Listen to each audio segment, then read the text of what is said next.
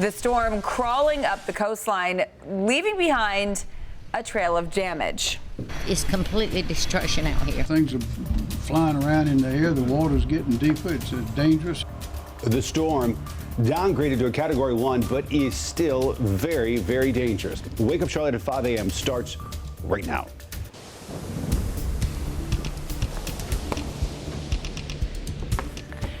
Hurricane Dorian still bearing down on the North Carolina coast at this point. The Outer Banks dealing with powerful wind, heavy rain, massive power outages. Dorian causing tornadoes to pop up in South and Eastern North Carolina as well. Take a look at this. This is dramatic video from Emerald Isle. A Ring security camera capturing a tornado coming right towards someone's home. Wow, the storm now downgraded to a Category 1, but still, that does not matter. It is incredibly dangerous. As you can see, we've got meteorologist Aisha Scott with us as well as Larry Sprinkle. You guys have got team coverage on this, and it really is still a threat. Where is it at right now? Right now, it's almost right on top of Cape Lookout, North Carolina. It's still a Category 1 hurricane, and that still can cause major problems. That perhaps the most dangerous place for it to be right now, because it's the very tip of the very tip of the very tip. Yeah, you think it's that right at sea level. You've got storm surge, you've got the amount of rainfall and the high winds out there. Winds still at 90 miles per hour. Category 1 hurricanes can do devastating damage. We remember from Hurricane Hugo right here where the winds were only about 74 miles an hour. So this is still a major threat to the eastern part of North Carolina, especially the Outer Banks, moving northeast at about 14 miles per hour. Takes it maybe across the Outer Banks, maybe near Cape Hatteras this afternoon, 2 o'clock. It winds still at 85 miles per hour, Category 1 hurricane. Getting some winds gusting over there, Cherry Point. That's at 56 mile an hour wind gusts there. Piney Island, the Outer Banks, 63 mile an hour wind gusts. Out at Cape Hatteras, 52 mile an hour wind gusts out there. So that's a major threat as far as the gusty winds, potential for more tornadoes. But you can see the center of circulation taking it past the Cape Lookout area, almost on a beeline for the Outer Banks, maybe up towards Cape Hatteras. You can see just to the southwest of Cape Hatteras and tracking in that direction with those sustained winds once again at about 90 miles per hour. That's the way Dorian looks this morning. Let's get a check on the commute. How's the Friday morning commute so far? You know, we have been accident free since 4 o'clock this morning, so that's great news. Here's I-85 north of 485, and I have to say we've been accident free, but I'm seeing a lot of construction around the area. As you can see right here, this is the southbound of I-85, southbound side of I-85, and as you can see, one lane is blocked right now because of construction. It is expected to wrap up at 6 o'clock. We also have some construction blocking the off-ramp to I-77 north at 277. That's John Belk Freeway. That's at exit 9. That is expected to wrap up at 6 o'clock as well. And then I-77 south between I-85, we have some construction near Brookshire Freeway that is slowing down traffic as well. Thank you. Conditions on the North Carolina coast changing rapidly as the storm rolls past. So last night the storm passed just in front of Frying Pan, and we're going to show you some video from that Coast Guard tower there. Look at the intensity. That American flag, though, is still standing. The storm now, I think, making its way into Atlantic Beach. Yeah, so let's go ahead and turn out to Richard Devane. He's live there this morning. So, Richard, in the last hour we've been talking to you, right now looks like it's the calmest it's looked so far. Yeah, it's absolutely correct, Ben. It is the calmest it's looked so far. Let me just tell you something. In the last few minutes, I said, let me walk a little bit further out onto this green area right here. We heard a noise, stepped out of the way, and there you see that metal piece of siding apparently fell right where, pretty close to where I was going to be standing. Just underscores how dangerous things are, because a lot of times with the stronger winds that we had earlier, it actually could loosen a lot of things like siding, start to topple over trees, and then another burst of wind could come by, not as strong as the first, but it is enough to pull that siding off of the building. That fell there, and we see a couple trees that have also fallen in this area. There's no electricity right here on Atlantic Beach. We can tell you we're right next to where Larry was talking about.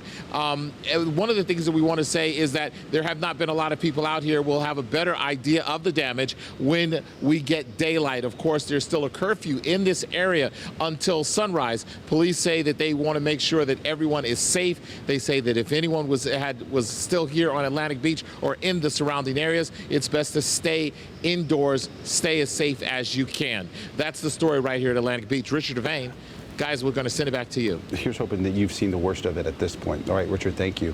All right, now let's go to Wilmington. Drenching rains there and winds last night. The storm expected to significantly impact the area throughout the morning. So Jay Gray, you have been really following the path of this storm for more than a week now. You're in Wilmington. What are things like at this point?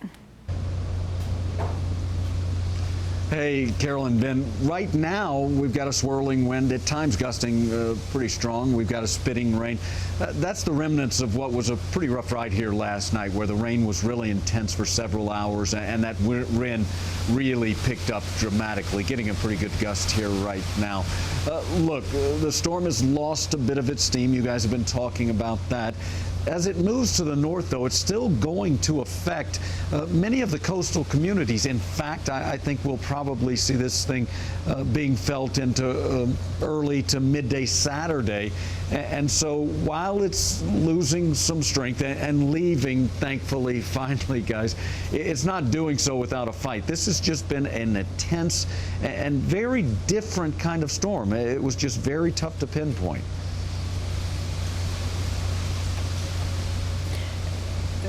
Jay, so do you, as far as like your assessment, right? Do you know, did a lot of people listen to the evacuation warnings, or are there still people there?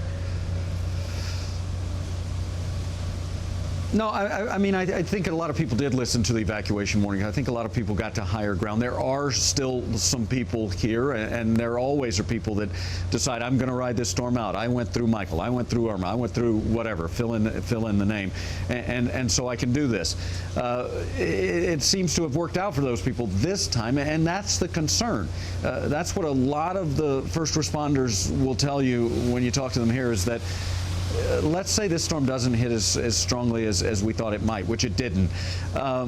What's going to happen the next time? And so when officials tell you to leave, it's for a reason.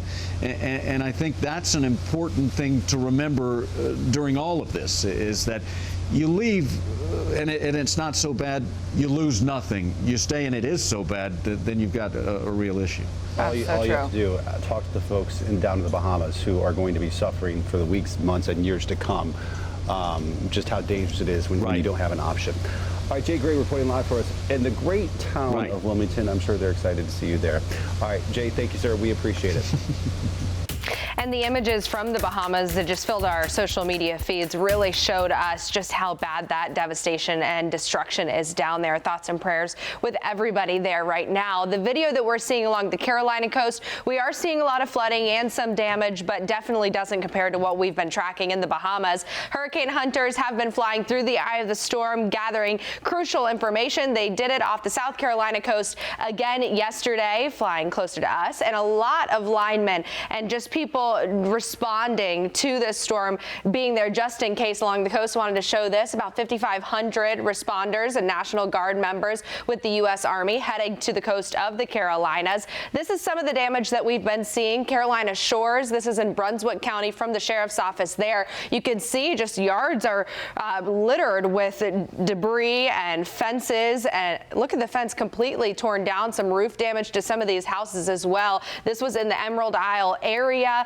We know that Southport issued a curfew yesterday because of the tornadoes that were popping up. This is one RV park. I did just talk to Richard, who is in Atlantic City, not far away from Emerald Isle. He said that he talked to people that live in this area, one of the RV managers and police, and that there was no loss of life from this. So that's good news to report this morning, but definitely a lot of damage to people's homes in that area.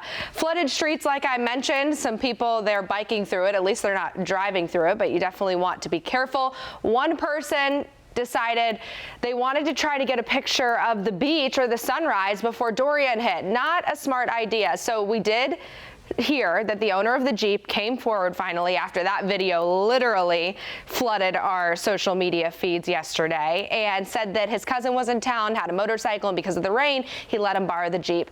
Not a good idea, guys, because that cousin thought, I'm going to drive it on the beach, and got stuck, obviously. That cousin is going to owe him a lot of money. A lot of money. Insurance companies are dropping that driver probably. Exactly right. All right, Rachel, thanks so much. Hey, we are going to be watching the radar as Dorian is making its way, possibly could make landfall along the Outer Banks. Now, we want you to download the NBC Charlotte app. It's new. You're going to get push notifications if you want them.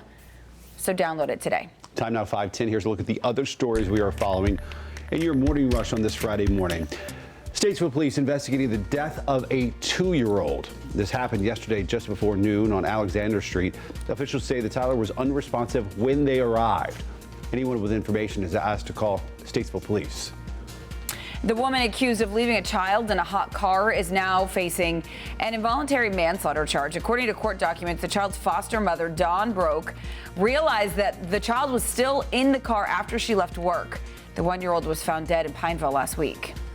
An American Airlines mechanic is accused of trying to sabotage a plane. The incident occurred back in July at Miami International Airport. Investigators say the mechanic disabled the flight's navigation system.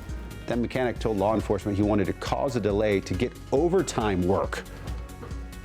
I'm Tracy Potts in Washington, but that's not where the work is happening today. The House Judiciary Committee is down in El Paso, Texas, taking their entire hearing to the border for an in-depth look at the Trump immigration policy. They argue that policy has led to overcrowded detention centers affecting the entire community there along the border, and they're even blaming the violence last month at the Walmart in El Paso on anti-immigration sentiment that they believe has been fueled by President Trump. The former leader of Zimbabwe has died. He was forced to resign in 2017 after 37 years. Economic turmoil there, accusations of major human rights violations. He was 95 years old. That's your Morning Rush. More news in less time. All right, Larry, what is that one thing we need to know weather aside from the storm itself? One thing you need to know, it's going to be hot today. Lots of sunshine. Temperatures this afternoon around 4 o'clock at 91 degrees. What's the one thing we need to know about the commute this morning, Ruby? The one thing you need to know, we are still accident free. Here's a look at 277. As you can see, we're in the green right now. So I'm hoping it stays that way as the morning progresses. But of course, I'll keep you posted. Wake Up Charlotte, we'll be back right after this.